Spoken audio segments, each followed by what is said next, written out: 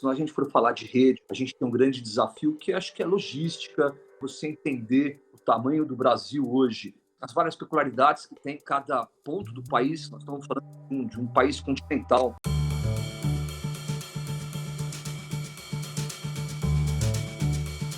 Olá, sejam bem-vindos ao O Café e a Conta, o podcast para quem quer mais produtividade no empreender, principalmente em bares e restaurantes.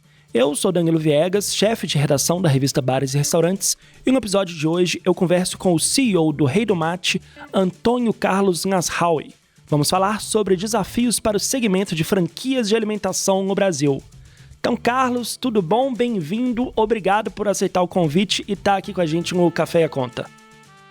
Danilo, é um prazer, mas desculpa, a gente vai ter que mudar o nome do podcast hoje para o Mate e a Conta, né? De vez em quando também a gente muda para Saideira e a Conta, a Cervejinha e a Conta, mas acho que hoje cabe mais o Mate e a Conta, né? Isso. E eu falo aqui de Belo Horizonte, então de pão de queijo também a gente entende, né? Oh, maravilha! Nós precisamos chegar com o nosso copão de pão de queijo aí, que tem hoje muito tímido a nossa presença hoje aí em Belo Horizonte. Antônio, queria começar a nossa conversa falando um pouco mais aberto, de maneira mais abrangente. Qual é o maior desafio hoje para quem empreende com franquias no serviço de alimentação fora do lar no Brasil, na sua opinião? Bom, acho que são vários desafios, né? Precisamos entender assim, se a gente for falar de rede hoje, a gente tem um grande desafio que acho que é logística, você entender o tamanho do Brasil hoje, as várias peculiaridades que tem em cada ponto do país. Nós estamos falando de um país continental, então às vezes a gente tem produtos que funcionam muito bem no sul ou em Minas e talvez não performem tão bem. Conseguir logística para poder chegar no Brasil inteiro, porque nós estamos falando que é um país continental, e você fazer sair produtos de São Paulo, trazer produtos que seja padronizar uma rede, hoje a gente está com mais de 300 lojas, e chegar no Brasil inteiro, em cada ponto, com as diferenças que a gente tem de impostos, cada estado tem uma política diferente. Então, acho que tudo isso hoje, para empreender, principalmente, Danilo, para os players que vêm de fora, tem muita gente que fala assim, não, o Brasil é a bola da vez, então vamos. A pessoa que vem para cá, sem entender como o Brasil funciona, as peculiaridades que a gente tem aqui, a pessoa fica completamente desnorteada, né? Saber, você vai ter que mandar produto daqui para a Bahia, mas você vai ter que parar na fronteira, vai ter que pagar a diferença de imposto que tem na nota, ou como fazer chegar em Manaus 15 dias de produto que vai por balsa para fazer chegar, ou seja, entender o Brasil é para poucos, tá? Então acho que a gente precisa ter uma certa experiência, não é chegando aqui que vai falar, vamos Brasil, que ótimo, vamos vender. Vamos primeiro entender como é que funciona para conseguir estar padronizado, chegando em tudo, com impostos, com logística, preço disso tudo. Então, acho que pelo tamanho que a gente tem hoje, isso é um desafio enorme. Tudo muito complexo. São 300 lojas num país continental. Como fazer? Qual é o pulo do gato para manter um nível de excelência ali ao consumidor final? Bom, hoje a gente trabalha com operador logístico. Os grandes players hoje nacionais trabalham, as grandes redes trabalham com deles.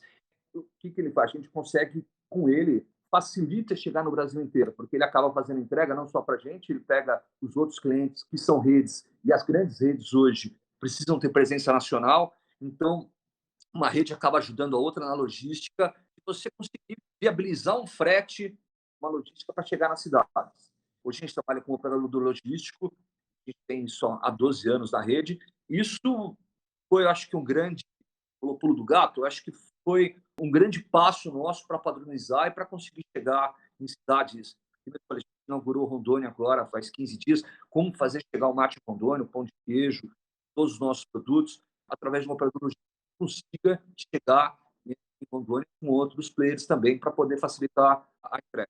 Então funciona, me corrija se eu estiver errado, se eu estiver viajando um pouco a maionese, mas é muito mais uma estrutura de se pensar a padronização do produto e a forma com que você tem que lidar essa burocracia logística do que realmente ali a parte, entre aspas, boa do empreender, que é também o nível de excelência do produto final. Vencer o desafio é você vencer os obstáculos para entregar esse produto com a excelência até o consumidor final. O grande bicho-papão, assim, é essa questão do Brasil ser um país continental, de vencer essas burocracias de legislação, a própria quilometragem ali. Você tem um produto que é 100% nacional, mas você também está encarando as regionalidades de como que esse produto vai ser absorvido, por exemplo, em Rondônia, da mesma maneira que ele é absorvido em São Paulo, é mais ou menos por aí?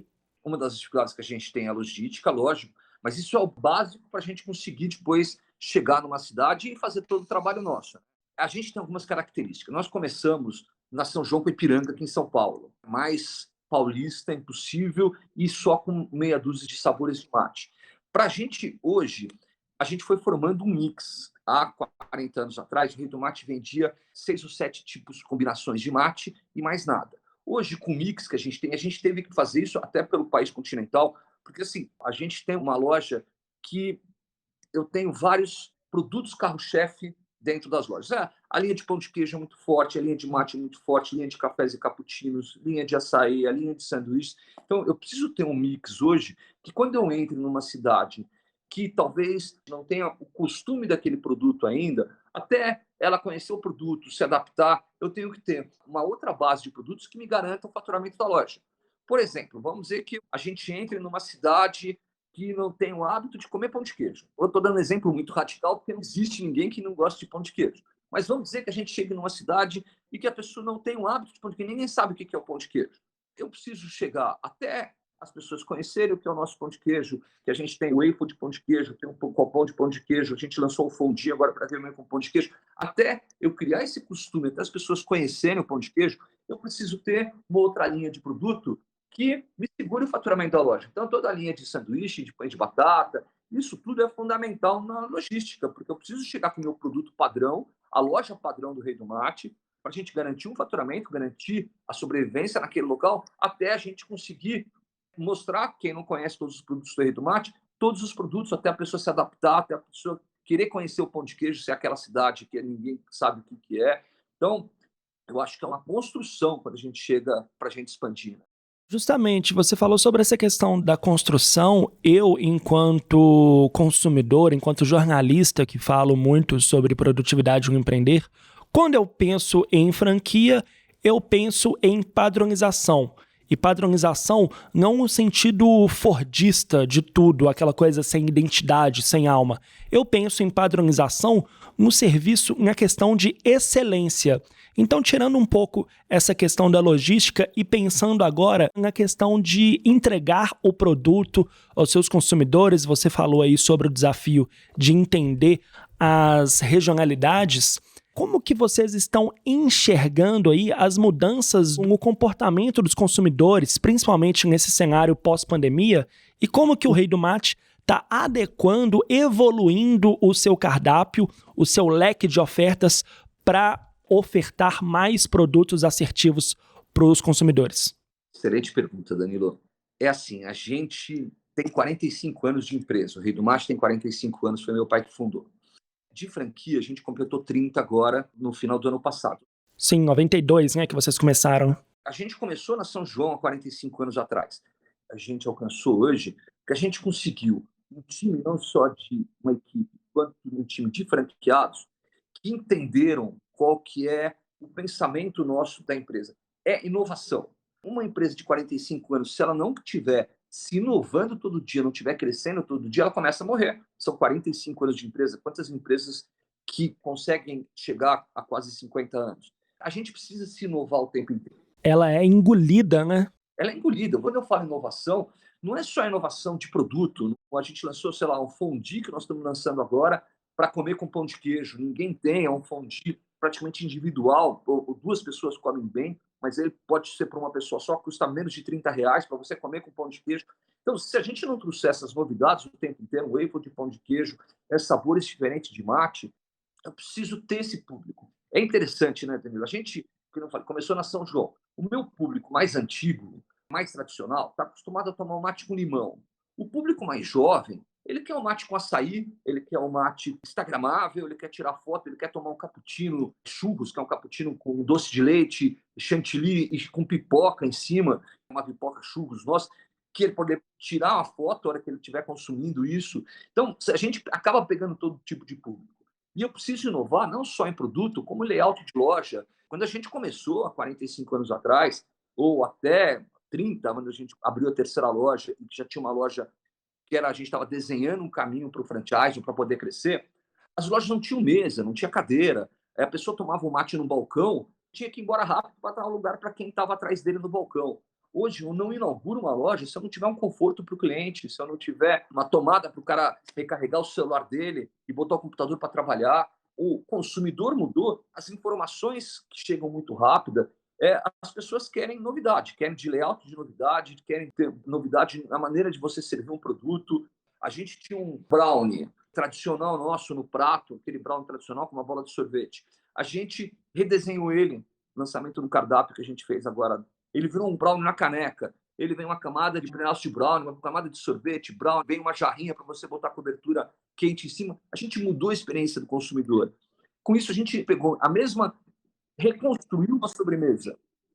E a sobremesa passou a vender 5 vezes o que ela vendia antes. Simples, os ingredientes são os mesmos, mas a experiência na hora de você comer e na hora dele fazer a sobremesa, a finalização do próprio cliente com a jarrinha, com o chocolate em cima, mudou a experiência do consumidor e a venda do produto. Em cima dessa sua resposta, cabe uma outra pergunta que eu já tinha pesquisado aqui, que é o seguinte: vocês, tendo uma marca já consolidada, existente desde 78, que mexe com franquias desde 92, há um duplo desafio, que você bem disse: manter a fidelização desses clientes já, entre aspas, clássicos, que já conhecem a marca, gostam da marca, e escalonar o produto, a marca, para um novo tipo de consumidor, que é essa geração que está vindo, que é essa geração dos millennials, que é essa geração do instagramável.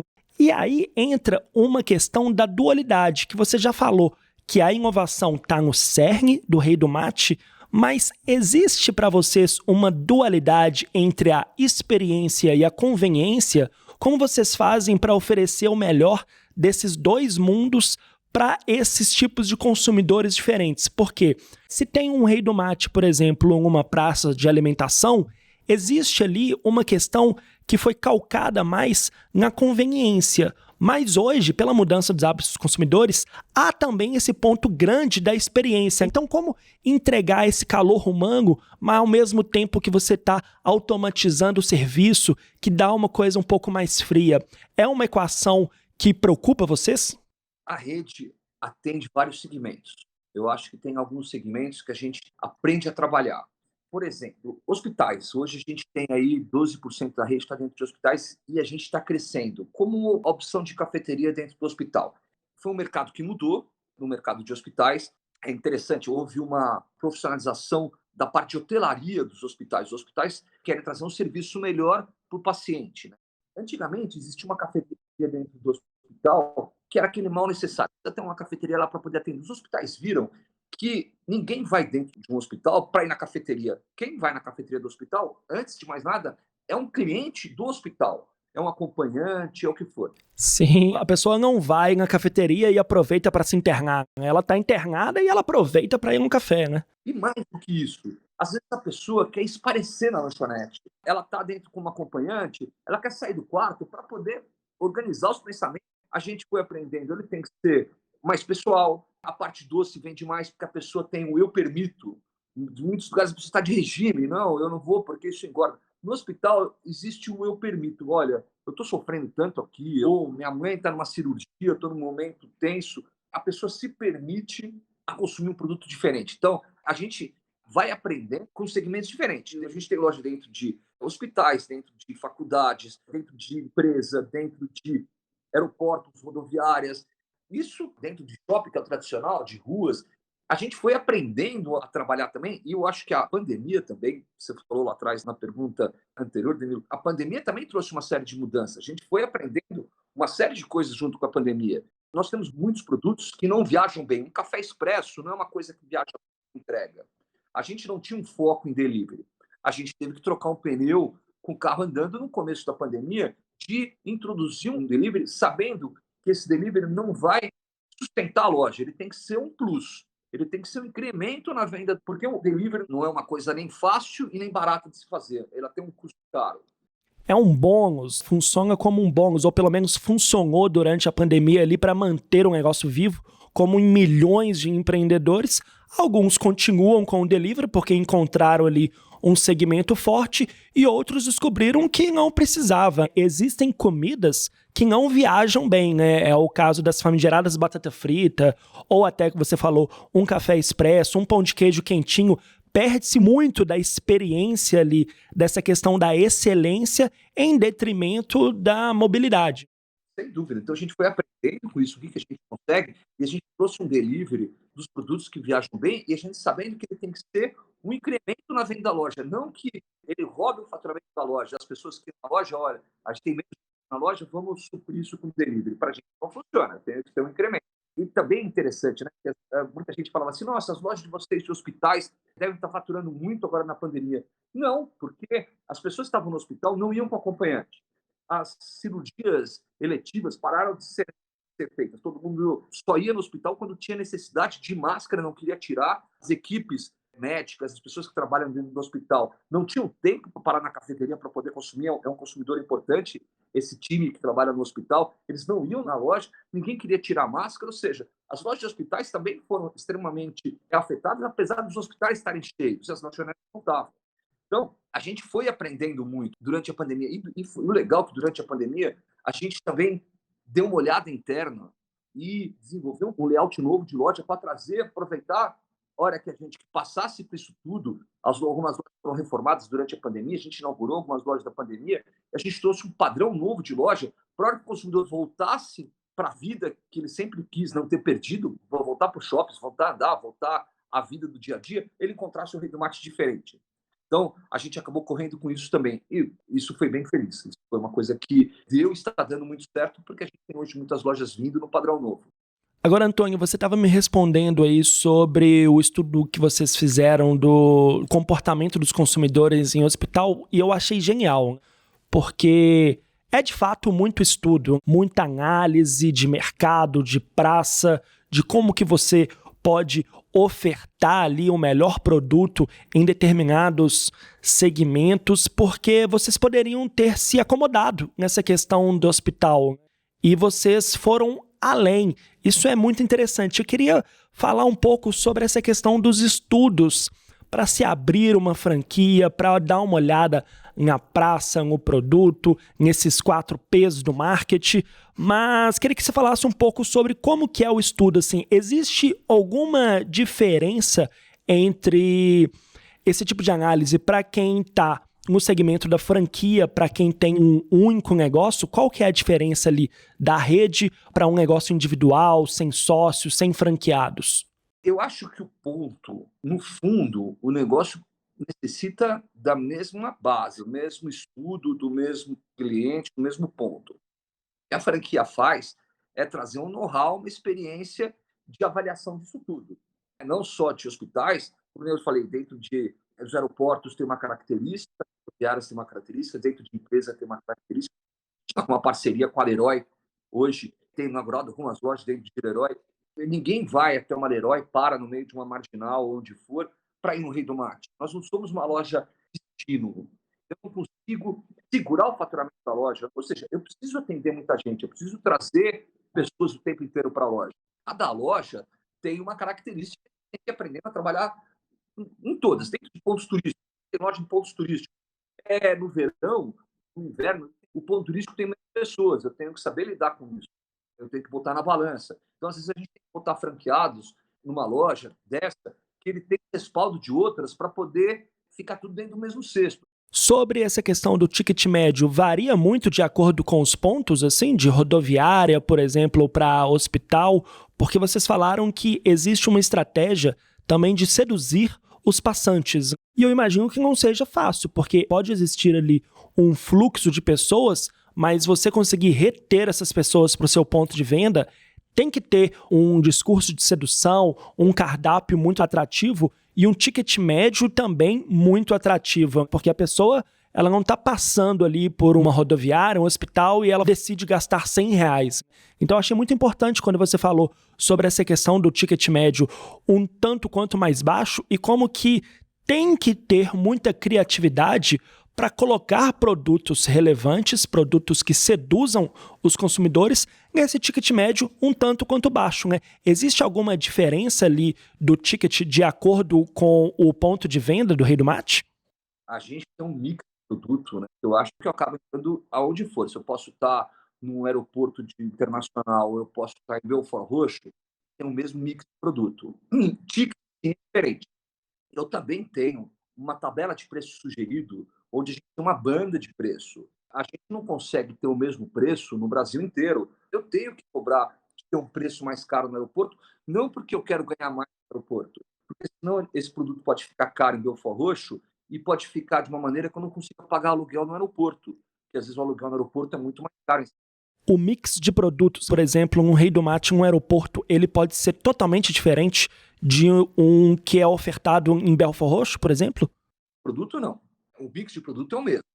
Pode ser que fale assim, nós vamos no aeroporto venda fondue, porque eu tenho um público que sabe o que é o fondue melhor no aeroporto, quer ter aquela experiência, talvez a pessoa tenha um pouco mais de tempo, ela está esperando um voo, dinheiro a mais do bolso, que ela vai acabar consumindo um fondue. Em Belfort Roxo, às vezes a pessoa não tem tanto acesso, não sabe o que é, ou R$ 30 passa a ser caro para ela comer um.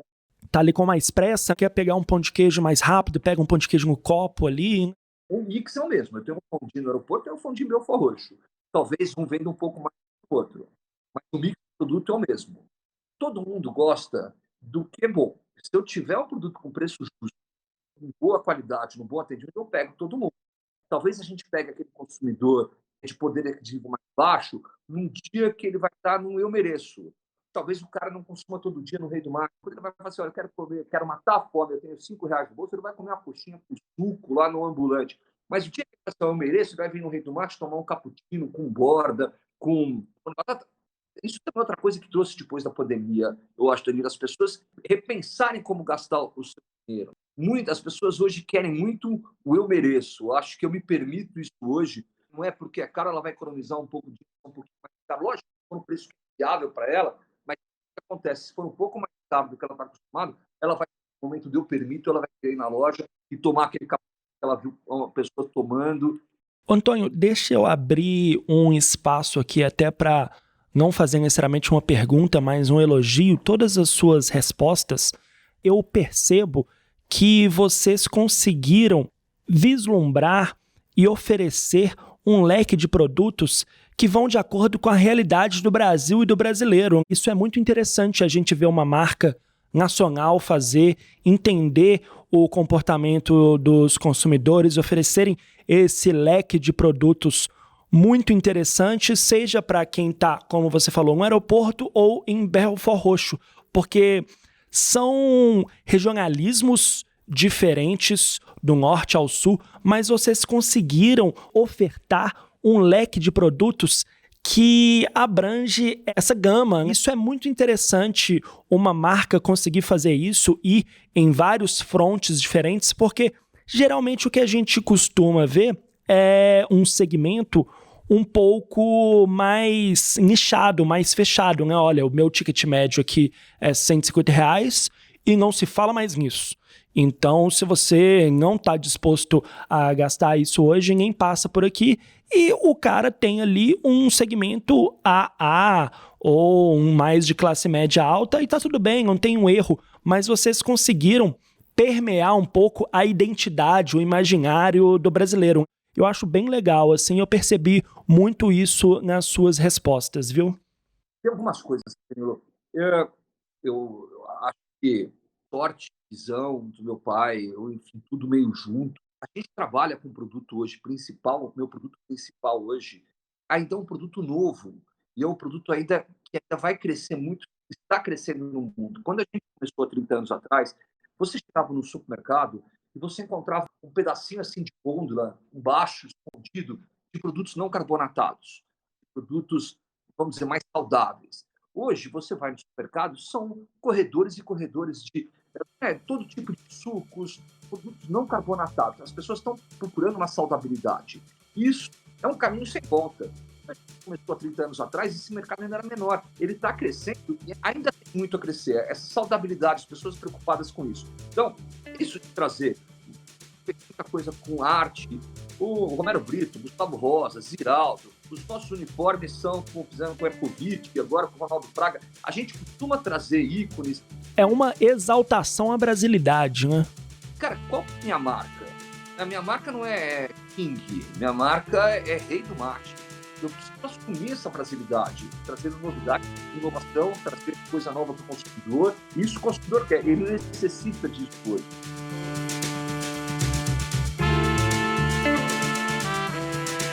Excelente, Antônio, queria te agradecer demais pela conversa. Eu acho que foi bastante rico aqui e proveitoso para quem está nos ouvindo até agora. Eu queria só também aproveitar esse momento, porque fazendo a pesquisa aqui para fazer essa entrevista com você, eu achei uma frase sua, uma aspas, na verdade, genial, e é uma coisa que eu acredito também. Eu trabalho aqui na revista Bares e Restaurantes desde 2015 e conversando com muitos empresários do setor de alimentação fora do lar, eu sempre fiquei com uma percepção de que empreender no setor de alimentação fora do lar, empreender com bares e restaurantes, é coisa de louco. E eu vi uma aspa sua falando justamente sobre isso, né? Empreender é coisa de louco, porque, veja bem, sobre todas essas mudanças que você falou de cenário, de mercado, tendências, gestão do setor, desde a inauguração do Rei do Mate com seu pai em 78 até agora, olha o que mudou, a loucura que é. Queria te perguntar, você acha isso até hoje, assim, empreender, principalmente em franquias, continua sendo uma coisa de louco, assim, é pra corajosos? É para corajosos porque parece que tem hora que todo mundo trabalha contra. Uma pandemia, teve inflação, que a gente não sabia mais o que era isso. Eu comecei a trabalhar na época da inflação. Vocês abriram a franquia na época da inflação? Eu acho que estava num momento de mudança, tinha acabado de acontecer o plano lá, o plano Collor, a gente estava no meio de uma mudança naquela época. Mas quando eu comecei o Rei do Mate, que eu entrei na primeira loja, tinha inflação, escassez de produto, mudança de consumidor, de hábitos do consumidor. Os shoppings estão mudando.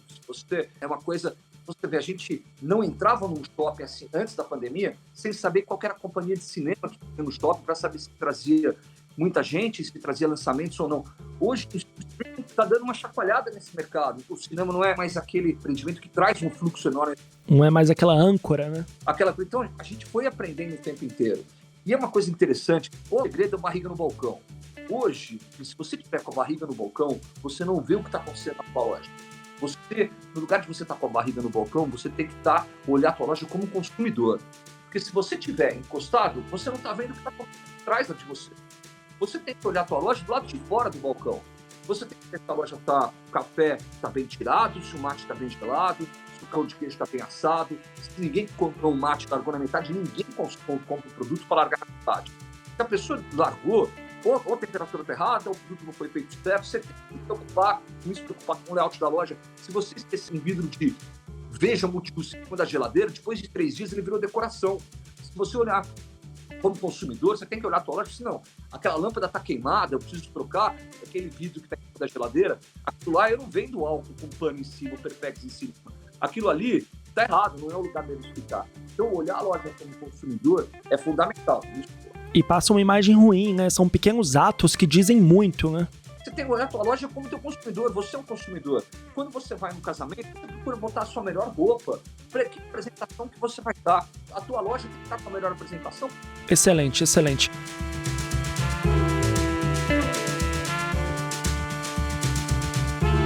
Bom, pessoal, é isso. A gente volta na próxima semana com mais um episódio do Café e a Conta, um podcast para quem quer mais produtividade no empreender, principalmente em bares e restaurantes. Lembrando que esse podcast é uma produção da Abrazel e tem o patrocínio da Ambev.